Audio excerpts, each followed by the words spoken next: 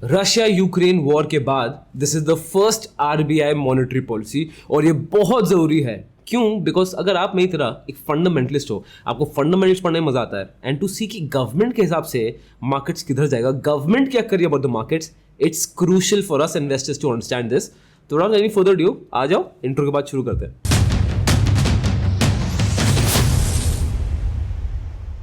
Hi guys, my name is Harsh Goyla. I'm an investor, trainer and mentor in stock markets. और आज हम बात करने वाले हैं about the RBI monetary policy. ठीक है? But before that, let's understand what is a monetary policy. अब दो चीज होती हैं, फिस्कल पॉलिसी या यूनियन बजट। कुछ लोग फिस्कल पॉलिसी बोलते हैं, कुछ लोग यूनियन बजट बोलते हैं, and the RBI policy slash the monetary policy. इनके ऑफिशियल इकोनॉमिक नेम्स क्या है? Fiscal policy and monetary policy. अब इन दोनों के बीच में I tell you the difference. Fiscal policy managed by the government, whereas the monetary policy is managed by RBI. Fiscal policy is given by the Ministry of Finance. जो Finance Ministry and Stream and Ministry of Finance वो सब एक साथ होके fiscal policy declare करते हैं, जबकि monetary policy is declared by the MPC. MPC क्या होता है? एक मॉनेटरी पॉलिसी कमिटी जो बैठती है and they decide the monetary policy. ठीक है? फिस्कल पॉलिसी साल में सिर्फ एक बार होती है। ठीक है? So for the longest period of time हमेशा 28 फेब को ही होती थी, बट अब से 1 फेब को होती है। Monetary policy on the other hand happened at least 4 times a year. अगर बहुत अर्जेंसी हुई तो ज्यादा भी होती है, बट एटलीस्ट 4 टाइम्स तो होती ही होती है। फंक्शंस की बात करते हैं।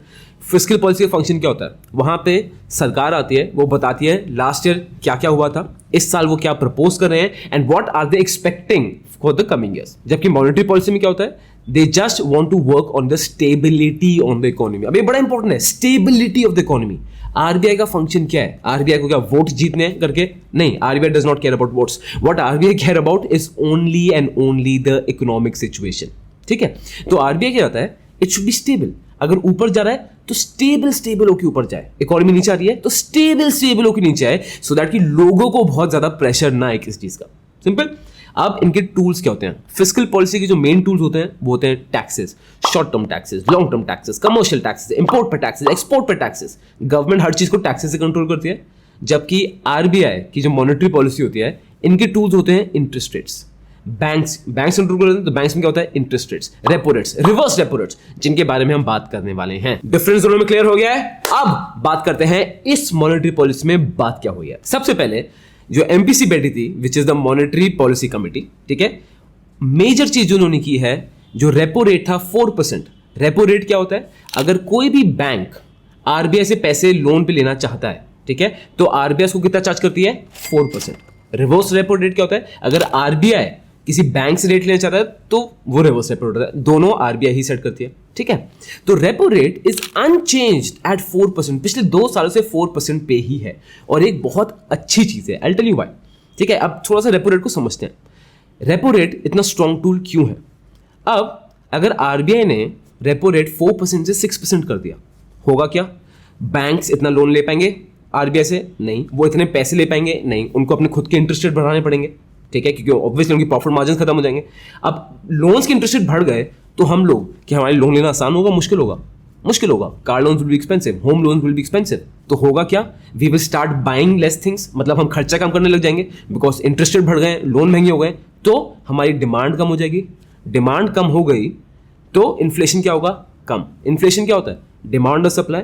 इन्फ्लेशन कब होता है? जब डिमांड बहुत ज्यादा आगे बढ़ जाती है, सप्लाई बहुत कम रह जाती है, तो बहुत ज्यादा इन्फ्लेशन हो जाता है। तो अगर डिमांड कम कर दो तो इन्फ्लेशन भी कम हो जाएगा। ठीक है? और इसको आगे जाके और समझेंगे, टेंशन मत लो। इकोनॉमिक्स इतना आसान है ना यार, बस डिमांड और सप्लाई समझ लो। हर चीज को just break down to demand supply, you have got economics. Is the easiest thing to understand in the world. So ये बड़ी अच्छी चीज है कि 4% पे अनचेंज्ड है। क्यों अच्छी चीज है? सबसे पहले मैं बात करता हूं रियल एस्टेट सेक्टर के बारे में। रियल एस्टेट सेक्टर ना बहुत हैविली डिपेंड करता है ऑन रेपो रेट। क्यों? किसी भी बैंक के लिए इंडिया में सबसे बड़ा बिजनेस किस चीज का होता है? होम लोन्स का होता है। एंड मैं सेंट्रल बैंक ऑफ इंडिया में था, इसलिए मुझे पता है होम लोन्स किसी भी बैंक के लिए बहुत मेजर क्राइटेरिया ऑफ बिजनेस होता है। बिकॉज होम लोन्स भी अब सेम लेवल पे रहेंगे, तो ये रियल एस्टेट के लिए अच्छी चीज है, लोग ज्यादा अफोर्ड कर पाएंगे। So that is good. But RBI ने बताऊं एंड में क्या बोला है? द रेपो रेट में they are taking a accommodative stance. इधर आओ। And accommodative stance, what does accommodative stance mean? It means कि RBI is open to reducing the repo rate. Why RBI is predicting कि economy की हालत खराब है and world wide economy की हालत खराब है and stock markets might not do well this year, नीचे गिर सकते हैं पूरी तरह। इसलिए आरबीआई क्या बोल रहा है कि देखो बॉस, हम ना अकोमोडेटिव स्टैंस ले रहे हैं, जरूरत पड़ी हम रेपो रेट कम कर देंगे। क्यों? रेपो रेट कम हो गया, एडवांटेज क्या होगा? बैंक ज्यादा पैसा उठाएंगे, कस्टमर जो क्लाइंट्स हैं हम ज्यादा लोन सस्ते में उठा पाएंगे, हम और दबा खर्चा करेंगे, कंपनीज का और प्रॉफिट होगा और इकोनॉमी अच्छी करेगी। इसका नेगेटिव पार्ट क्या होता है? इन्फ्लेशन बढ़ जाती है। तो अब देख लो, it has to be a balance, growth और इन्फ्लेशन के बीच में बैलेंस मेंटेन करना, यही आरबीआई का काम है और कुछ भी काम नहीं, और ये बड़ा मुश्किल काम है। ठीक, सो ये बहुत अच्छी चीज है। तो रेपो रेट का हो गया है डन। सेकंड चीज, और ये बहुत सैड चीज है, आरबीआई ने प्रिडिक्ट किया है कि आरबीआई जीडीपी फोरकास्ट देता है। According to RBI, the GDP forecast of financial year 2023 has been reduced from 7.8% to 7.2%, 0.6% से रिड्यूस कर दिया। And you might think Harsh 0.6% क्या फर्क पड़ता है? दोस्त, 0.6% बहुत ज्यादा बड़ा फिगर है मेरे हिसाब से, राइट? और इसके रीजंस क्या दिए? इसके रीजंस दिए हैं, सबसे पहला द रशिया यूक्रेन वॉर। क्यों? नोबडी हैड प्रेडिक्टेड कि Russia Ukraine war first of all होगी। पीपल वर थिंकिंग कि चलो ये तो थ्रेट्स दिए जा रहे हैं, नेटो है, यूएस है, नहीं होगी इस डे एंड एज में वॉर, नहीं होगी, पुतिन कभी वॉर कॉल आउट नहीं करेगा, बड़ी हो गई है। और जब ये वॉर हो गई है, नोबडी प्रेडिक्टेड कि वॉर इतनी लंबी चल सकती है। Why? Ukraine is not ready to back down, Russia is not ready to back down, और जो हेल्प प्रेडिक्टेड थी फ्रॉम नेटो कंट्रीज, जो यूएस से हेल्प प्रेडिक्टेड थी, वैसी कुछ भी हेल्प नहीं आई है। और ये वॉर कब तक चल सकती है? Nobody can say. Because of विच आप देखोगे एडिबल ऑयल्स की प्राइस बढ़ गई है, देयर शॉर्टेजेस ऑफ व्हीट, ठीक है, कैटल फीड उसकी प्राइस बढ़ गई है, और मेन चीज की बात करें ऑयल, क्रूड ऑयल की प्राइस रिडिक्युलसली बढ़ रही है और ये इंडिया को बहुत मैसिवली इफेक्ट करती है। व्हाई?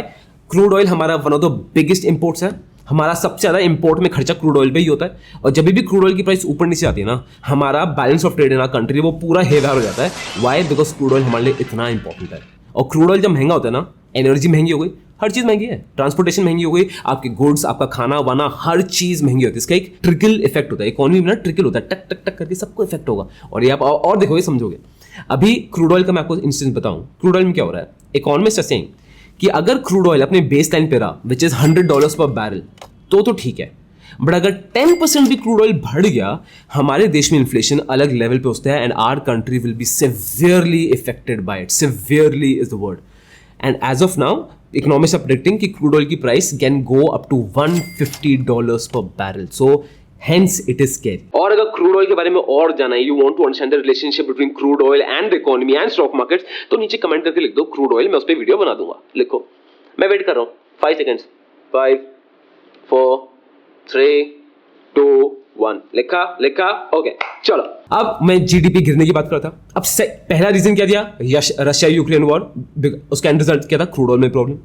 सेकंड रीजन ये है कि यूएस और यूके में इन्फ्लेशन लेवल्स अलग लेवल पे बढ़ गए हैं, ठीक है, इट्स कैरी हाई। यूएस में inflation right now is as a 40-year high. तो हो क्या रहा है, वहां के सेंट्रल बैंक्स ने इंटरेस्ट रेट्स बढ़ा दिए, रेपो रेट बढ़ा दिए, जिसकी वजह से हो क्या रहा है, डेवलप्ड कंट्रीज में लेंडिंग महंगी हो गई है। ऑफ कोर्स, जो मैं आपको पूरा कॉन्सेप्ट समझाया था, अब लेंडिंग महंगी हो गई है वहां पे, तो डू यू थिंक जो एफआई, जो बड़े फॉरेन इंस्टीट्यूशन इन्वेस्टर्स हैं, वो इंडिया में पैसे डालेंगे या निकालेंगे? And this is one of the major reasons कि लोग बोल रहे हैं कि मार्केट इस साल क्यों नीचे गिरेगा, एफआई पैसे निकालेंगे तो मार्केट तो गिर ही जाएगा। इसके लिए आरबीआई क्या कर रहा है, जो बहुत स्मार्ट मूव है, आरबीआई ने अपना अकोमोडेटिव स्टैंस रखा है कि अगर बहुत सारा एफआई जाने लग गए तो हम इंटरेस्ट रेट कम कर देंगे, सो दैट रिटेल से एटलीस्ट मार्केट्स इतना तो ना गिरे, कुछ तो स्टेबल रहे, which is smart. And third reason because of which GDP forecast को नीचे दिखाया है, वो है सेमीकंडक्टर्स की शॉर्टेज। ये तो कोविड-19 से चलती आ रही है, बहुत पुरानी कहानी है, और ये भी हो सकता है 1-2 साल तक और चलेगी। तो these are the 3 reasons, Russia Ukraine war, developed country की सेंट्रल बैंक्स अपने इंटरेस्ट रेट बढ़ा रहे हैं, and the shortage of semiconductors, because of which RBI saying that financial year 2023 की GDP forecast growth is not 7.8%, it is reduced to 7.2%। और अब third चीज जो आरबीआई ने अनाउंस किया, और ये मेरी पर्सनल फेवरेट है out of the entire lot, कि अब कार्डलेस कैश विड्रॉल होगा from ATMs. Cardless cash withdrawal होगा फ्रॉम एटीएम्स। कैसे? By the UPI technology. सबसे पहली चीज, जो यूपीआई टेक्नोलॉजी है ना, उसने हमारी लाइफ इतनी इजी कर दी है, इकोनॉमी को इतना बूस्ट कर दिया ना, कि शायद we don't appreciate it as much. इसमें एक अभी न्यू की पूरी वीडियो थी on UPI, I highly recommend you, जरूर देखना, मैंने देखी थी, इट वाज फन, काफी प्रिसाइज फॉर्म में उन्होंने बताया, एंड वो आपको पता चलेगा यूपीआई कितना बड़ा एसेट है हम सबके लिए, ठीक है। सो जो एटीएम्स होंगे, जो कार्डलेस होगा, इसमें वही यूपीआई टेक्नोलॉजी यूज होगी, and again this will take time. ये नए एटीएम्स ऐसे बनेंगे, पुराने एटीएम्स को अपग्रेड होने में टाइम लगेगा। और फोर्थ एंड द फाइनल चीज, और सबसे इंपॉर्टेंट, इन्फ्लेशन। यूएस की इन्फ्लेशन की हालत आपको पता है क्या हो रही है, यूके की भी आपको हालत पता है क्या हो रही है, इट्स रिडिकुलस हाई, और वो इसलिए सेंट्रल बैंक वहां पर इंटरेस्ट बढ़ा रहे हैं।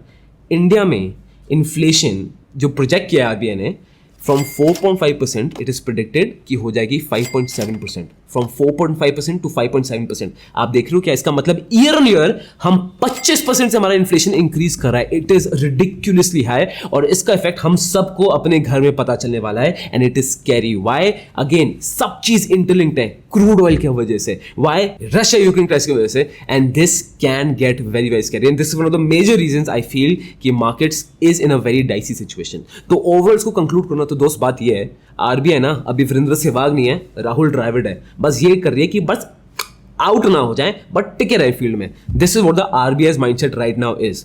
बट आप बोलोगे आरबीआई तो ठीक है बट सरकार क्या कर रही है? What is the governments mindset? तो दोस्त फिस्कल पॉलिसी पे पूरी वीडियो बनाई थी, वॉच दिस वीडियो, मस्ट है इसके बाद, so that you understand RBI की सोच रही है, गवर्नमेंट की सोच रही है और फिर आपको स्टॉक मार्केट्स में क्या करना चाहिए। This is Goyla school of finance, financially empowering you.